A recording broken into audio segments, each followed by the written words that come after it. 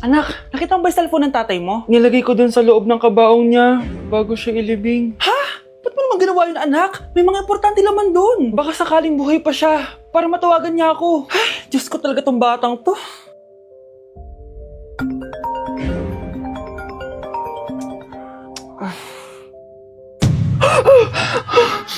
Matawag si tatay.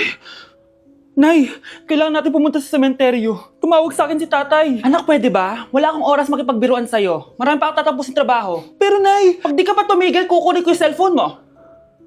Tay, sumagot ka. Alam kong buhay ka. Sa lahat ng pwede kong makita, ikaw pa talaga. Jessica, tinatawagan ko lang tatay ko. Nababaliw ko na talaga, no? Patay na tatay mo, di ba? Baliw. Hindi, buhay siya.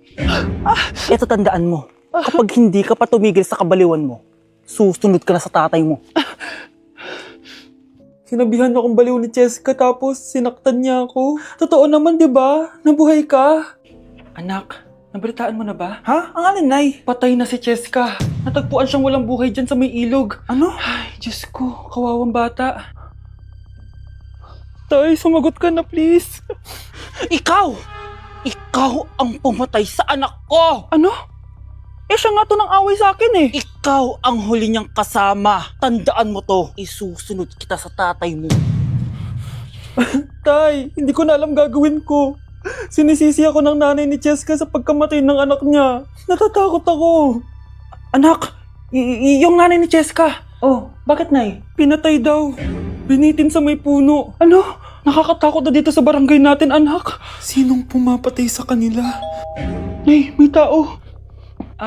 Sino po sila? Magandang araw po. Ako po si Detective Jason. Ako ang may hawak sa investigation case sa pagkamatay ni Jessica at ng kanyang nanay. Bakit kayo nandito? Dahil dito.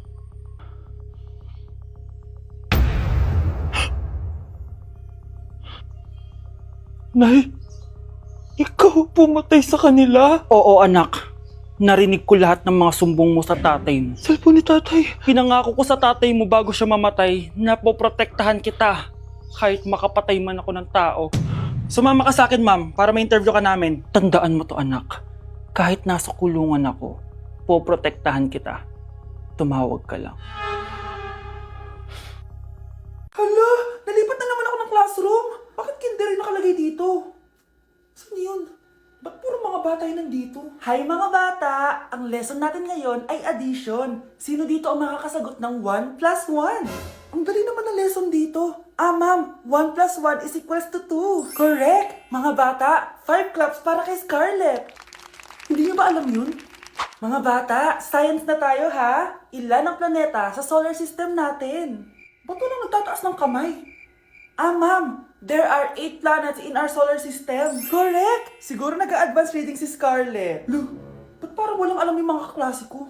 Okay, tatatakan ko ng star sa kamay ang makakasagot neto. What are the primary colors? Ha? Ba't ang dadali na subject dito? Last sem, nag-research lang ako eh. Ma'am, the primary colors are red, blue, and yellow. Wow! Mukhang may magiging top 1 na tayo ah. Hala, mukhang magiging top 1 pa ako dito. Namali siya na classroom. Scarlett Iha, namali ka daw ng classroom, oo. Lumipat ka na lang dun sa grade 12. Ano? Siya ba'y napunta sa kinder? Alright, may bagong dating tayo, class. Miss, pwede mo bang sagutin itong nasa blackboard? Ano yan? Madali lang yan. Madali? Sir, babalik na lang pala ako sa kinder. Buti ba doon magiging top 1 ako? Bye! OMG, grabe yung baha oh! For sure marami naman nakurakot si Dad. Paldo! Oh, Jessica, ba't ang aga mo? Di ba traffic kasi baha? Ay, opo ma'am, baha nga po eh. Kaya pinag-helicopter na ako ni Daddy para safe ako. Kawawa nga po yung mga tao eh. Wow, sana all. Yes Daddy? Opo, nandito na po ako sa school. Yung baon kong 1 million ha, send mo na. Ha? 1 million yung baon niya? No! Binasa mo yung Chanel bag ko! Sorry, Jessica. Alam mo ba kung magkano to, ha? 600,000 to! Mas mahal pa to sa bahay nyo! Napakamahal naman yan. Whatever. Papabili na lang ulit ako. Salamat ka, mabait ako. Nahiya naman tong 300 peso na bag ko. Be, tara sa kantin. Nag-crave ako ng siomay tsaka ng kwek-kwek. Tara.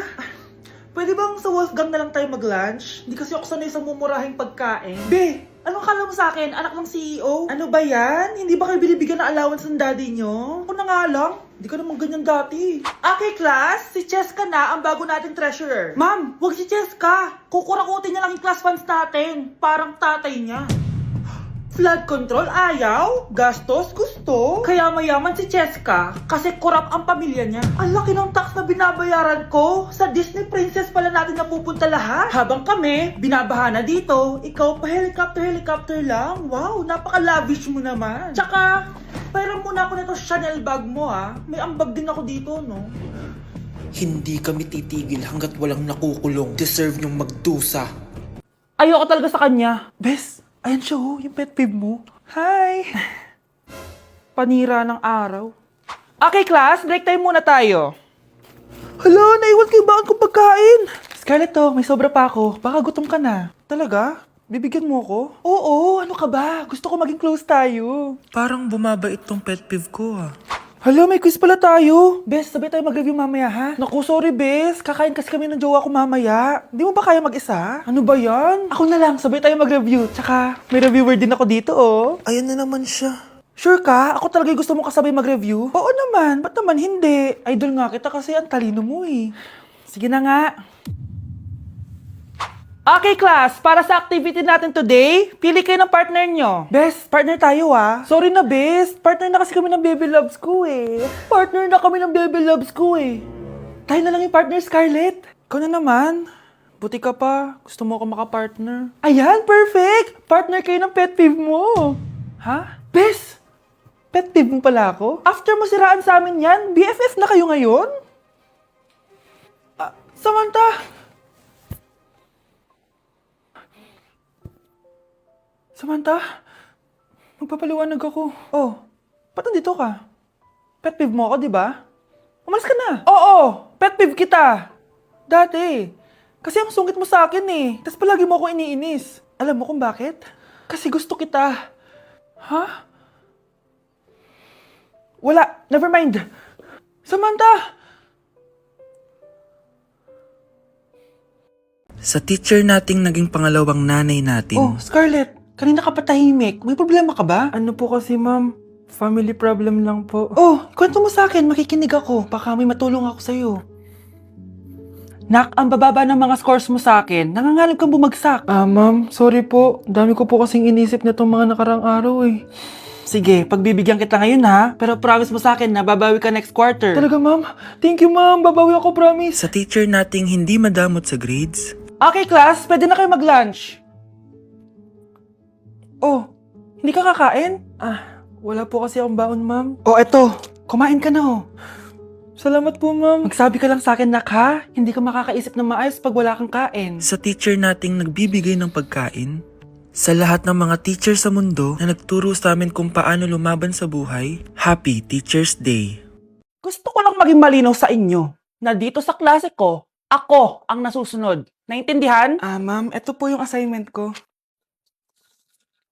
Anong klaseng assignment to? Parang ginawa lang ng bata. Mababa lang grades mo dito ha. Pinaghirapan ko yung assignment na yun. Sino ang pambansang bayani natin? Ma'am, Scarlett, ang pambansang bayani natin ay si... Oops! Napakabagal mo sumagot. Ang pambansang bayani natin. Straight to the point ang kailangan ko sagot. Ayusin yung sumagot ha. Hindi na kayo elementary. opo, ma'am. Pinayagan ba kita kumain sa loob ng klase ko? Ma'am. Akin na yan. Kung ayaw niyong binabastos kayo, wag niyo akong bastusin. Oo, be. Kain tayo sa labas mamaya, ha? Hala, galit na si ma'am. Umalis lang ako saglit, ganyan na kayo. First meeting pa lang natin, pinapakita nyo ng mga ugali nyo. Buti pa yung kabilang section, tahimik lang. Kayo na ata ang worst section na napuntahan ko. Kung kami ang worst section, ikaw ang worst teacher. Sorry po, ma'am. At dahil dyan, bibigyan ko kayo ng maraming assignment. Ma'am? Oh, Scarlett, kamusta ka? Sana ikaw na lang ulit teacher namin. Ang sungit ng bago naming teacher eh. Hayaan mo. Next quarter, ako na ulit ang magiging teacher nyo. Talaga, ma'am? Thank you, Lord! Okay, class! Namiss nyo ba ako? Bumalik na si ma'am! At dahil first meeting natin, hindi muna ako magli-lesson. Gusto nyo ba yon? Ma'am, pwede po kami kumain sa kantin? Sure! Oh, yung mga gustong kumain, kumain na. Gawin nyo na lahat ng gusto nyo gawin. Basta, today lang yan ha. Next week, magli-lesson na tayo. Grabe, ang bait talaga ni ma'am, no? True be, kaya favorite ko yan si ma'am eh. Tara na, kain na tayo. Okay, class, what is the powerhouse of the cell? Scarlett? Ano ba yun? Starts with letter M. Mitochondria? Very good! Kaya mo naman pala eh. Thank you, ma'am. O, class, mag-e-exam kayo ha. Dinalian ko na to para sa inyo. Lahat ng nasa lesson natin, nandito. Okay, get one and pass. Oo nga, ang dali lang. Makaka-perfect pa ata ako. A few moments later. Okay, time's up. Pass your papers. Wow naman, lahat kayo nakakuha ng high scores. Magaling ka kasi magturo, ma'am. Okay, class, dahil Friday ngayon, gusto ko mag-enjoy kayo sa weekends. Kaya naman, hindi ako magbibigay ng assignment. Yes, thank you ma'am. Makakagala ako. At isa pa, class, malapit na mga anak si teacher, oh. Magli-leave muna ako ng ilang months. Ha? Habang wala ako, si Ma'am Diana muna ang papalit sa akin. Maging mabait kayo sa kanya, ha? Hi class, namiss niyo ba ako? At dahil first meeting natin, may surprise quiz kayo. Nandito na naman yung pet peeve ko. Hindi. Hindi!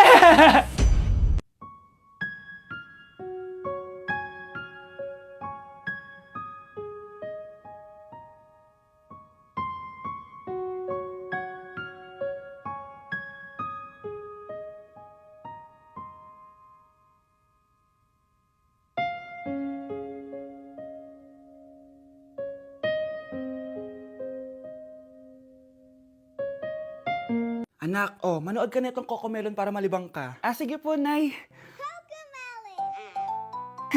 Ang cute nila. Quack, quack, but only 4 little ducks came back. Cocomelon ba yun? No, bawal yan, bawal yan. Ang dede ay pribado, bawal ipakita to. Hindi Anak, ano yung pinapanood mo ha? Nay, eto na yung bagong Cocomelon. Ay, iba na pala yung Cocomelon ngayon. ang kwet ay pribado, bawal ipakita to. In fairness, educational siya ha. Ang pepe ay pribado, bawal ipakita to. Hindi dapat. Good morning, class! Good mood si ma'am ngayon na. Sana good mood lang siya gang mamaya. Bago tayo mag-start, mag-pray muna tayo, okay? Sino gusto mag-lead? Di ako marunong yan, ikaw na lang. Lalo na ako, di nga ako sumisimba eh. Wala.